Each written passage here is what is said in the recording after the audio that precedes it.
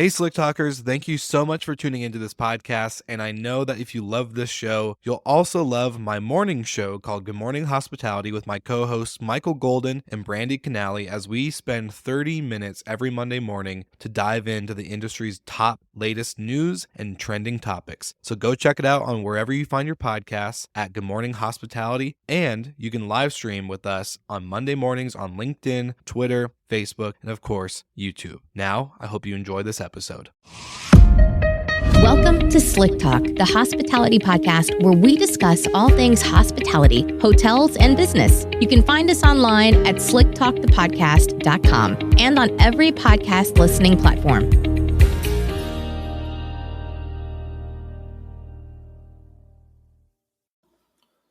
Hey, everybody. Thank you so much for listening to Slick Talk, the hospitality podcast today. On the show, very special guest. Of course, all my guests are special, but this one, just like the welcome box and a few other of the episodes and topics I've talked about, hits a little bit closer to home for me, literally closer to home. I'm from Stanwood, Washington, a small town right between Seattle and Bellingham that no one's ever heard of. They've heard of all the towns surrounding it, but Arlington is a town right next door. And this beautiful property that is called the Greystone Castle, it's about 15, 20 minutes away from where I grew up and went to high school and just had a lot of like my childhood and young adult age. So I'm really excited to feature them on the podcast. Today I will be talking with Emily Peterson, who is the estate manager, on just what it looks like to run a 22,000 square foot house slash castle, and what that all entails, how their journey started, and where they plan to go. So enjoy the episode, and hopefully you will get to see all sorts of cool stuff. Check out the website as well. There will be some pictures and other information on where to find them. Thank you and enjoy. Hello, everybody, and welcome back to Slick Talk, the hospitality podcast. Today, I am joined by Emily Peterson, who is the estate manager of the Greystone Castle in Arlington, Washington. Everybody give a warm welcome to Emily. How are we doing today? I'm doing fantastic. Thank you. Good. So, Emily, kind of tell us about your role and what the Greystone Castle is and just everything beautiful of this beautiful 22,000 square foot property. Yeah. So I am the estate manager there. I manage the property as well as the rental side of things. Just a little bit of history about the castle. It was originally built in 1992. It was built as somebody's single family residence, actually. They were building it just for their family, and it was under construction for about 20 years, and it was a little less than half finished.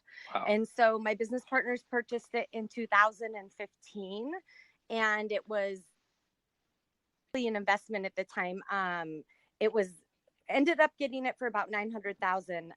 And it's worth probably about triple that today. And so it was mainly an investment property, but things kind of developed over time. The property had to be finished. And so it took about 2.5 years to finish the construction. It went from about 15,000 square feet roughly to 22,000 square feet. So adding a poker room, adding a library, taking the attic space and making it into a ballroom, completing the entire basement, which included a movie theater. And so, we got up to about 22,000 square feet. And then gradually over time, people wanted to borrow the property and rent the property. And so it just kind of developed into setting it up as a vacation rental. So January of last year, we started renting it out as a vacation rental. Wow. And so who was the first person that kind of like, or the first group that started it off for you guys to kind of get this idea of like, oh, we can actually rent this out and do this full time? Well, in general, in the real estate industry right now, the whole Airbnb thing is pretty popular. And so it's kind of always been in the back of everybody's mind, maybe we should get into something like that. But there was a particular group that had rented it prior to it really even being completely furnished or anything like that. And they rented it for a 50th birthday party. And they had a great weekend. They paid for it. They treated the castle well, and they want to come back and rent it again. And so that's kind of what initially started it. but again, it developed over time with just different input and different people. We did have contractors that more or less lived there while it was under construction for 2.5 years. So we kind of had a basis of what it was going to take in order for people to even live there or be there more than just one night at a time. And so again, it just kind of developed over time. Well, how did you get involved, and who is currently, like, kind of tell us about your team aspect and what it takes to even run the property on a day-to-day basis with guests checking in and checking out and housekeeping and everything that you guys do, especially with such a big sized property and of course having 5 acres and everything else that goes along into that. Yeah. So it when we started out, we initially knew we needed a cleaning team, and so we reached out to some friends and got in contact with a cleaning crew that was local, and they have been with us since day one. And so Cobria Cleaning is the business. It's a family business. They have originally it was 2 sisters. One of the sisters still works on and off, and then the other one is still heavily involved. And then they have a few employees too that they bring in. So they are the ones that clean the castle from top to bottom, side to side. Then we have an internal housekeeping team, which is 2 staff, and they are in charge of basically linens, setting up the coffee bars, setting the formal dining tables. So any kind of internal things that have to be done before guests arrive. And then we have a handyman who's also been with us since day one. He's just been a blessing. He can do a little bit of everything, and that is ultimately required. He's done everything from rewiring our entire Viking range to putting in your new electronic urinals, kind of just some really odd things that normal houses wouldn't have, but we do. And he's been able to do everything so far. There isn't anything the guy can't do. And so he's a huge blessing to us. And he works, he started out pretty much full time, and now he's working about part time, but he's there probably 4 days a week handling stuff. And then we have about 4 other part-time staff members that help with just miscellaneous tasks, from landscaping to keeping the patio and the patio furniture in tip-top shape, to pressure washing. And so we've tried to keep things fairly internal and in-house versus hiring out service companies for every single item that's needed. So far it's worked okay, but we're looking at that we need to get maybe a more solid plan in the future and figure out long term how we can sustain this amount of maintenance to this size of building and to still be able to rent it out every weekend or as needed. Yeah, no, definitely. I was gonna say with with that, like, kind of tell us about the ups and downs with getting into this market and learning the property and the vacation rental side of just everything. Actually did benefit you a little bit, because instead of having a big company come up, now there's individual properties and you could potentially get in that Google Pack. Yeah, so more individual owners, like you said, better for them, but the management companies where you have 5, 10 plus properties, not so well. So with that, I guess my thing, because I'm a huge fan, like Gary Vee, I'm a huge fan of Tony Robbins, all these people. I personally created my whole business off the platform of the podcast. Okay. The podcast has been my SEO optimization. Okay. So what's your opinion on the audio marketing segment right now? Oh, I think it's great. I think people, passively want to drive and be able to consume content. I think, a lot of times they want to be doing something else and still listening. So I think it's a great segment. I think that video is still alive and well as well. And you can always take a video and rip it to audio, right? And so definitely. You can have both. So, if a property out there, let's say a hotel property, is looking to create content, one thing they should think a little bit outside the box, like this River Inn we're in now. Yeah. Our company's created 3 videos for these guys, and what they've done differently is we don't create videos about the hotel necessarily. That's an element of the video. Definitely. But the videos are lifestyle. So why would you want to come to Seaside? Well, you want to ride the Surreys. You want to be on the beach. You want to go on the boats on the river. And so they're creating these videos that hook people in by the experience of the city. Yes. And then at the end, we hit them with the hotel and kind of make that a seamless transition into the property. So you get them to envision themselves here already. Pretty much, yeah. So we're basically pacing them of what that trip would be like. And what's nice about that is people don't feel like they're being sold to. Yep. And then when they're going to pick a property to stay, why not stay with the person that gave them that experience? Exactly. So I think if any property out there is looking to kind of get an edge with SEO or any of their competition, think more lifestyle and not just sell your property all day. Definitely. And I want to put this out there now because I've had this out for a while and I haven't verbally spoke it to a public audience like this, but I think with Alexa Hospitality that launched with Marriott will be one of the first few brands to take in the device that can service a guest in the room, play the music, call the front desk, order room service, right? Independent hotels don't have that. They don't have that budget. Let's be honest. They don't have that type of money to spend on all these devices and programs.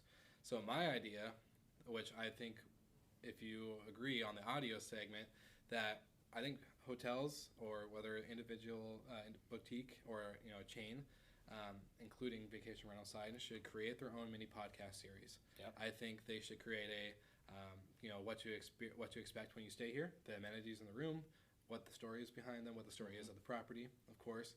Have individual directors or managers kind of speak on an episode, their favorite things to do in the city, all that kind of stuff, and create your own Alexa. You have a little card in the room, it says, listen to our podcast, The River Inn, on Spotify, Apple, and Google. I like it. Yeah, I think that is going to be the next step that individual independent boutiques will have against other properties. They're going to be able to get more down and nitty-gritty with the customer. Plus, then you can also add a station where the guest can leave a verbal review.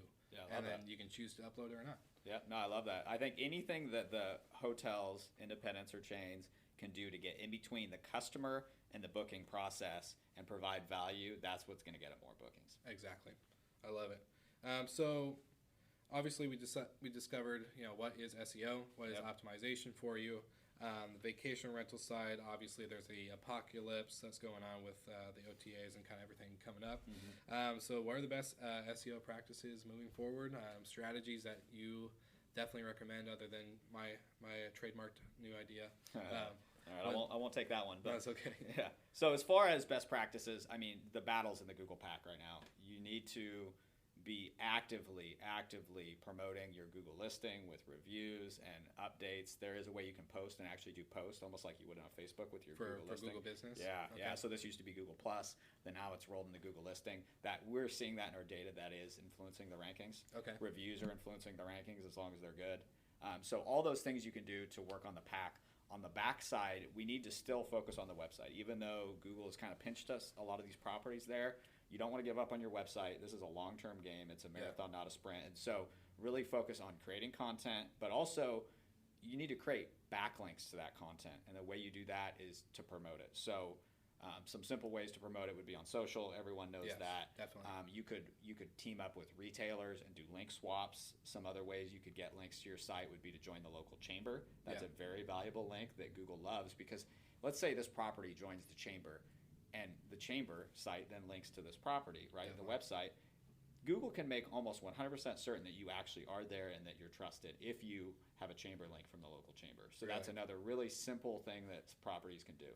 And why is that? Because in my, I'm in a little bit of a younger generation, mm-hmm. so Chamber of Commerce really for us, especially with entrepreneurs, they go way more different directions than your classic old school chamber and maybe flyers, all that kind of stuff. So why do you think that is? That it's still that's one of the very few forms that will help? Because no one would get a chamber link that's not actually in a community, because they're not going to pay the fee, they're not going to fill out their profile. And so what Google's trying to do is figure out trust, right? When it serves a result up for someone, it needs to make 100% sure that that's a good result, and that's why people use the search engine, because it gets good results. So when you can give Google anything that shows trust that you are in that community, that's going to put you over the top. So things like chamber link, things like from your visitors bureau, any other local business linking to you, all those things are super valuable for SEO.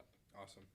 Well, Seth, I always like to end episodes with, the guest getting to, give out any tips, tricks that they just always like to give out, to give a shout out to anybody, and kind of maybe anything exciting going on with your company, Oregon Web-Based Solutions. Yeah.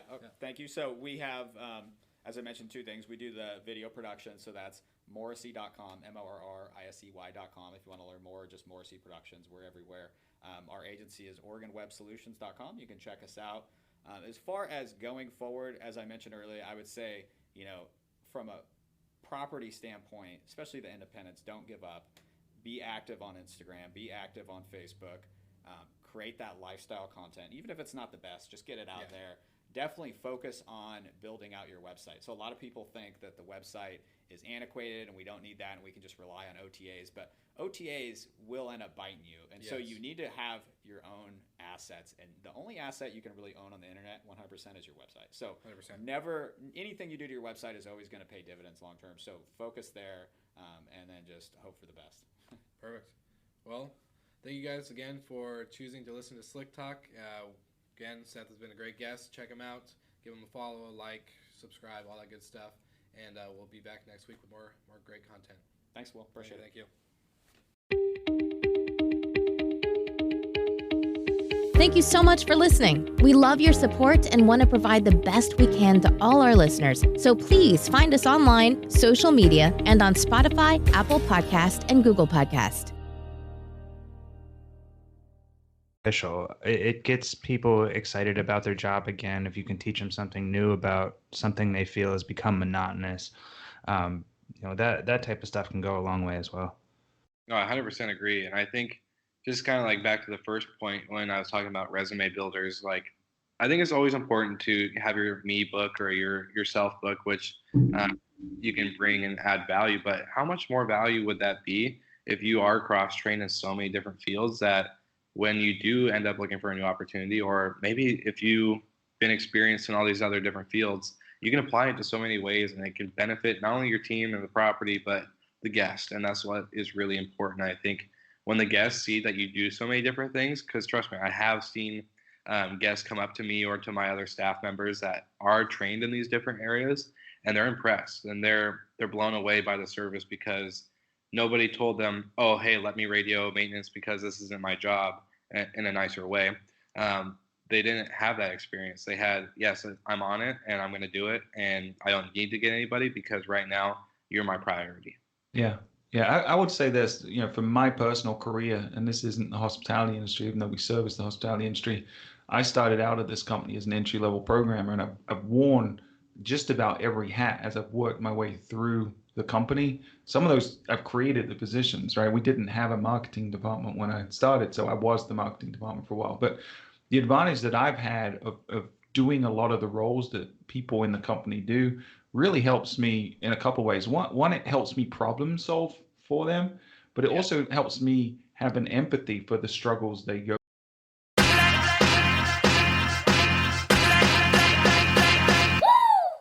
What's up, everybody? If you've gotten this far into the episode of Slick Talk, the Hospitality Podcast, then you are amazing, and thank you so much for tuning in. We want to send you two places really quickly. If you can, check out the show notes and click the hospitality.fm link. Check out all of our other shows on the podcast network. And don't forget, if you have someone that you want to hear on the podcast, then fill out the guest fill out form so that way we can get them on the show. Thank you so much for tuning in, and I hope you enjoy another episode of Slick Talk, the Hospitality Podcast.